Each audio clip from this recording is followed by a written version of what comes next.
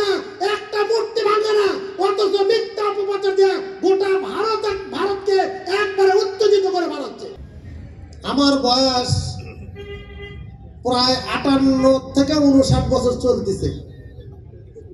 আমি স্বাভাবিক হতে হয়তো বা 15 বছর যদি বাদও দেই, এই 43 বছরে আমার চোখে কোনোদিন পড়ে নাই শেরপুরে অমুসলিম এবং মুসলমানদের মধ্যে সম্পর্কের অবনতি হচ্ছে, এরকম কোন দৃশ্য আমার চোখে পড়ে নাই।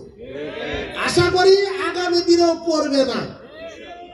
তবে 5ই আগস্টকে কেন্দ্র করে এই ফেসিবাদের পতনের মধ্য দিয়ে যারা বাংলাদেশ থেকে পালাবে না, 41 সাল পর্যন্ত যাদের পরিকল্পনা ছিল উড়াল দিয়ে ভারতে যাইয়া পড়ে মহলে যেটা উল্টা সেটা করে পালাবে না, অথচ পালাইয়া গিয়া এখন ওখানে বস থেকে এই বাংলাদেশের বিরুদ্ধে বিভিন্ন রকম কূট কৌশল পরিচালনা করতেছে। তারই ধারাবাহিকতায় বিজেপি সরকার এটাকে ইন্ধন দিয়া বাংলাদেশ সম্পর্কে একটা পরিস্থিতি ঘোলাটে করার জন্য একটা চেষ্টা তারা চালাচ্ছে।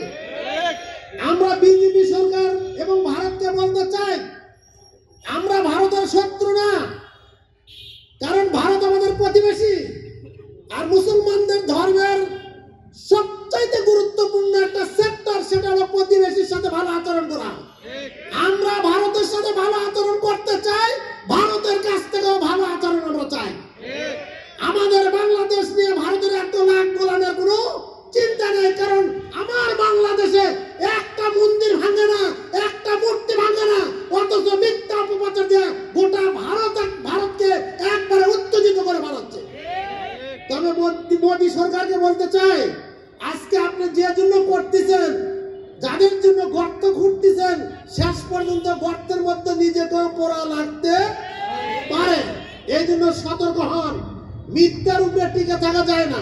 আগামী ভালো অবস্থানে থাকতে চাই, এরই পাশাপাশি আগামীতে আমরা এই দেশে এমন একটা সরকার দেখতে চাই যাদের মাধ্যমে ধর্ম, বর্ণ, দল, মত নির্বিশেষে সব শ্রেণী মানুষের নিরাপত্তার গ্যারান্টি হয় এবং সব শ্রেণী মানুষের অধিকারকে প্রতিষ্ঠিত হয়, এমন একটা সরকারকে আমরা দেখতে চাই। কুয়ার মতো বানর করতেছিল, তো বানর মানুষ যখন কুয়ার থেকে পানি তুলে ওই পানির বালতি নামে দেয়, বানর করে কি বালতির থেকে দড়িটা খুলে ছেড়ে দেয়। এইরকম করতে করতে কুয়ার মতো হলো কি, কেউ নামতে চায় না, এক ব্যক্তি সাহস করছে যে আমি কুয়ার মধ্যে নামবো, তবে আমার মাথার দড়ি লাগাবে। দড়ি লাগালে তোমরা ধরবে, তবে এই দড়ি ধরার মধ্যে আমার বাপের সাথে রাখতে হবে। বাপ সহ দড়ি ধরে ওই কুয়ার মধ্যে নামে দিছে।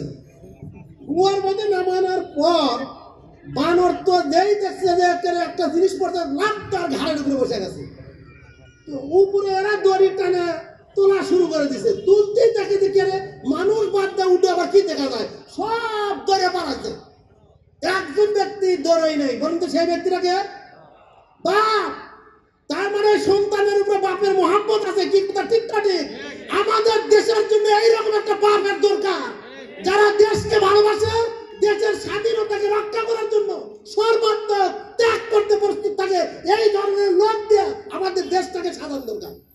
আমি আপনাদের প্রতি উদাত্ত আহ্বান রাখি, আসেন আগামী জাতীয় নির্বাচন যতটুকু আজ করা যাচ্ছে 25 সালের মধ্যে হবে। আসেন না, আমরা দেশপ্রেমিক লোকদেরকে আমরা রাষ্ট্র ক্ষমতা পাঠাইয়া একটা সুন্দর ইনসাফপূর্ণ একটা দেশ কায়েমের উদাত্ত আহ্বান রাখি, যেখানে ধর্ম, বর্ণ, দল, মত নির্বিশেষে সব শ্রেণীর মানুষ সুন্দরভাবে বসবাসের একটা পরিবেশ পাবে, এমন একটা সমাজ ব্যবস্থা কায়েমের উদাত্ত আহ্বান রাখে। আপনাদের সবার সুস্বাস্থ্য দীর্ঘায়ু কামনা করে আমার কথা এখানে শেষ করছি।